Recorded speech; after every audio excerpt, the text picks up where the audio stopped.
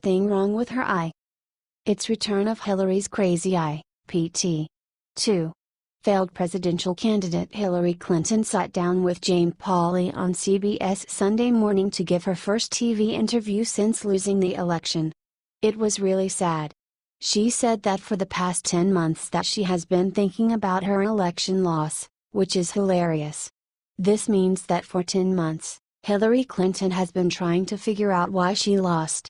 What was even crazier is the fact that Hillary had something wrong with her eye in the video.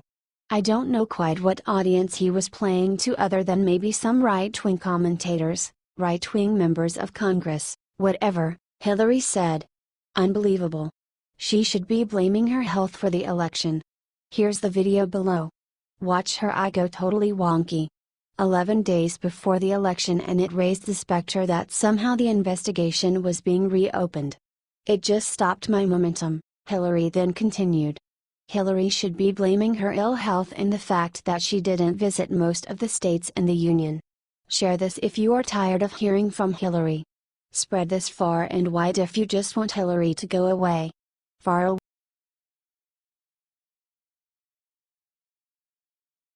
Insane. What Hillary Clinton just said this morning proves she has lost her mind. I'm gonna be honest with you folks. Every time I think Hillary Clinton has hit rock bottom, she finds a way to astound me. In some sad attempt at a book promotion this morning, the former First Lady decided to let loose, which was a bad idea for her. Where to even begin?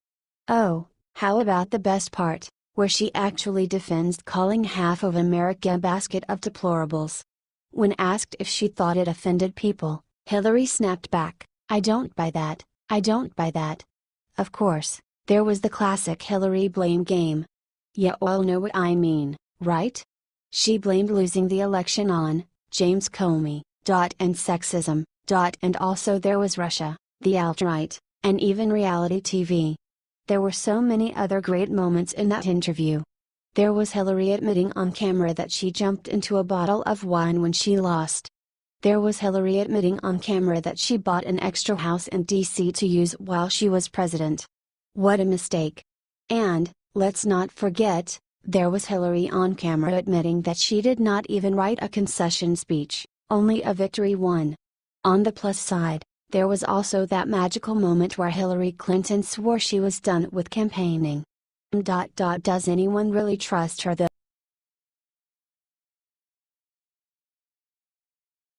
After Eric Bolling's son passed away yesterday, Trump gave him this sad surprise.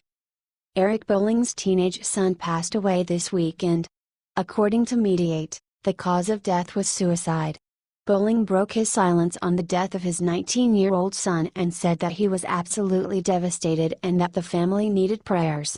He sent out the update from the authorities about his son and asked for everyone to respect him and his family's grievance period. Immediately, Kellyanne Conway tweeted the following. Then Trump retweeted her. President Trump also retweeted Sean Hannity's message to Eric Bolling and his wife. It's so sad. It's sad what happened to Eric Bolling, but it's amazing that President Trump found the time to wish him well. Eric needs our prayers and our condolences for this awful tragedy. Share this if you praying for the Bolling family. Let's make it go viral so that him and his family can see this and see that we are all.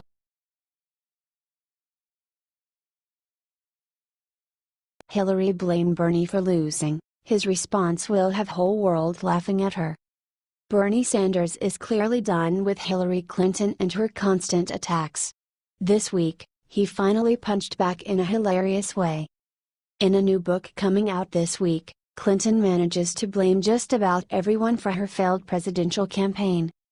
That, of course, includes Sanders. In an excerpt, leaked online, Clinton claims Sanders' outrageous promises put her in a political straitjacket that kept her from appearing truly progressive.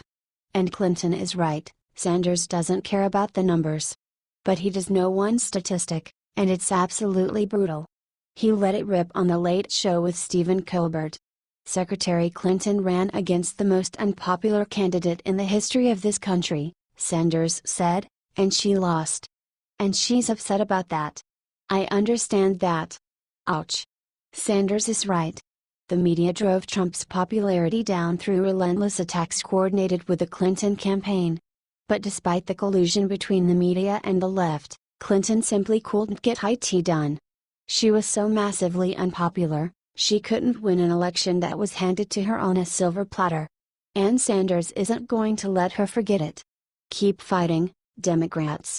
It'll only make it easier for Trump to make America great again. Share so that Clinton knows just how embarrassing of a candidate she was. We need to get it through her thick.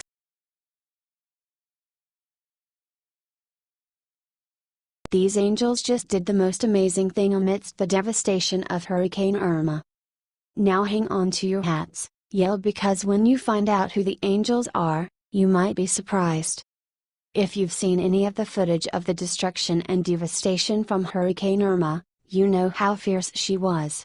In the wake of her destruction, however, some NBC reporters showed some real heart.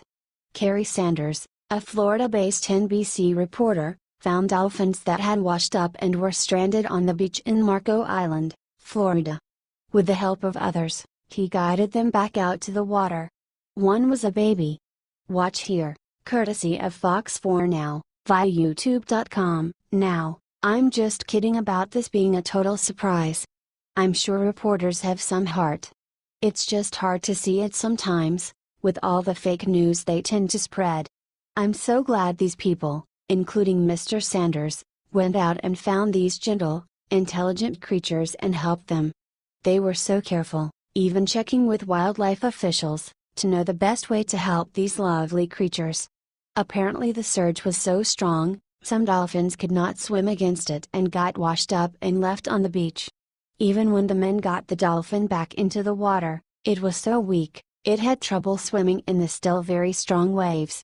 Please share this video out, to give your friends and family a reason to smile today. H/T the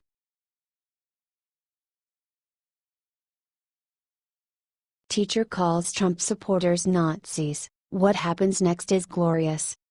Teachers across the country have been spreading anti-conservative propaganda for years. Now, one of them has finally been served some justice. Last week, a Georgia high school teacher named Lynn Orlitsky was caught on camera comparing Make America Great Again apparel worn by students to Nazism. Just like you cannot wear a swastika to school, you cannot wear Make America Great Again like that, she says in the video obtained by Turning Point USA. The comments were inappropriate and disgusting, and the school district agrees. According to a letter provided to the students' parents, the teacher has just been fired. The correspondence claims that the teacher is no longer is your child's math teacher, effective immediately. But the ending includes a pretty sick burn, as the school claims to be searching for an experienced educator to take Miss Orlitsky's place.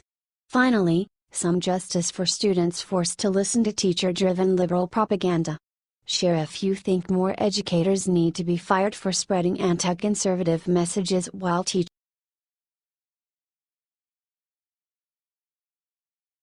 Reporter asked Trump about hurricane, the 7 words he said next made her heart stop. President Trump walked outside the White House on Sunday alongside First Lady Melania Trump and spoke about the federal government's response to Hurricane Irma. He said that he plans to go see the damage very soon. Trump said some amazing things about the first responders and made it very clear that he is very proud of the job that the U.S. Coast Guard has done during the storm. Then suddenly a reporter asked him about the cost of the hurricane. What Trump said next is dropping jaws across the nation. Trump responded, "Right now, we are worried about lives, not cost." "I think it's been going really well," Trump told reporters. "I mean, the bad news is this is some big monster, but I think we're really well coordinated." The president then reserved praise for Coast Guard. A group that really deserves tremendous credit is the United States Coast Guard, Trump said, standing next to First Lady Melania Trump. "What they've done, I mean, they're going right into that, and you never know. When you go in there, you don't know if you're going to come out." The Department of Homeland Security and FEMA are continuing to keep Trump up to date and say that Trump is just a phone call away at all times, according to CNN. Help share this everywhere if you are so proud of our president for his handling of these natural disasters. Let's keep Florida in our thoughts and prayers as they brave this huge storm. God bless our president and the great people of Florida. Amen.